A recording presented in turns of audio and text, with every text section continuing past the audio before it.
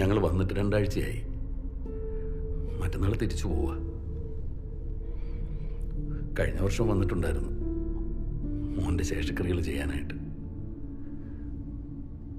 ഞങ്ങളുടെ ഒരു വിശ്വാസം അനുസരിച്ച് അവൻ്റെ ബോഡി റിമൈൻസ് വെച്ച് വേണം അത് ചെയ്യാൻ.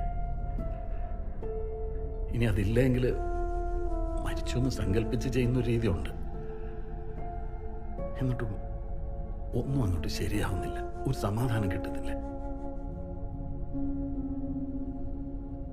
വീട്ടിലെപ്പോഴും വഴക്ക. ഗീത എനിക്ക് നഷ്ടപ്പെടുമെന്ന് പോലെ പേടിയായി തുടങ്ങി. ഇപ്രാവശ്യം ഞങ്ങളൊരു ജോത്സ്യരെ കണ്ടിരുന്നു. ജോർജ് കുട്ടി, ഇതിലൊന്നും വിശ്വാസമുള്ള ഒരാളായിരുന്നില്ല ഞാൻ. പക്ഷെ ഇപ്പോഴത്തെ ഈ ഒരു സ്ഥിതിയിൽ സമാധാനം കിട്ടാൻ വേണ്ടി എന്തിനെ ആശ്രയിക്കുന്ന ഒരവസ്ഥയാണ്. ആ ജോത്സ്യർ പറയുന്നത് മോൻ്റെ ആത്മാവിങ്ങനെ ഗതികിട്ടാതെ അലയാണെന്നും അവൻ്റെ ബോഡി റിമൈൻസ് വെച്ച് ശേഷക്രിയകൾ ചെയ്തെങ്കിൽ മാത്രമേ ഇതിനൊരു പരിഹാരം ആവുള്ളൂ എന്നാ. അതെവിടെയാണെന്ന് ഒന്ന് പറഞ്ഞൂടെ ജോർജ് കുട്ടി? ആരും അറിയാതെ ഞാനത് എടുത്തോളാം. ഗീത പോലും അറിയില്ല. എൻ്റെ വാക്ക, നിങ്ങൾക്ക് എന്നെ വിശ്വസിക്കാം. ജോർജ് കുട്ടി, എൻ്റെ മോൻ ചെയ്ത എല്ലാ തെറ്റിൻ്റെ ഉത്തരവാദിത്തം ഞങ്ങൾക്ക് തന്നെയാണ്.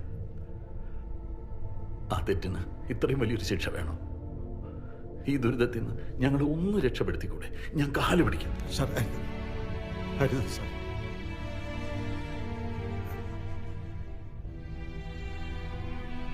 സാറിനെ വിശ്വാസക്കുറവുണ്ടായിട്ടല്ല, സഹായിക്കണമെന്ന് ആഗ്രഹം ഉണ്ടെങ്കിൽ കൂടി എനിക്കതിന് കഴിയില്ല. സാറേ, ഇനി എന്നെ കാണാൻ വരരുത്. ഞങ്ങൾ മറക്കാൻ ശ്രമിക്കുന്ന ആ ഓർമ്മകളിലേക്ക് വീണ്ടും വേണ്ട സാർ. ഞാൻ നിസ്സഹായനാണ്. എനിക്കൊരിക്കലും സഹായിക്കാനാവില്ല. ജോർജ്,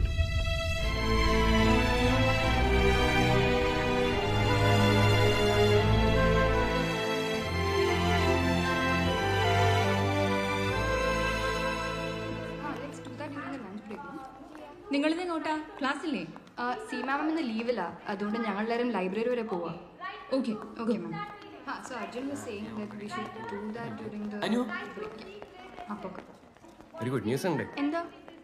ഷോർട്ട് ഫിലിമിനുള്ള ഫണ്ട് ഓക്കെ. വീട്ടിൽ സമ്മതിച്ചോ? എന്റെ ഒരു കസിൻ ബ്രദർ അല്ലേ ദുബായിലുള്ള, പുള്ളി സഹായിക്കാന്ന് പറഞ്ഞു.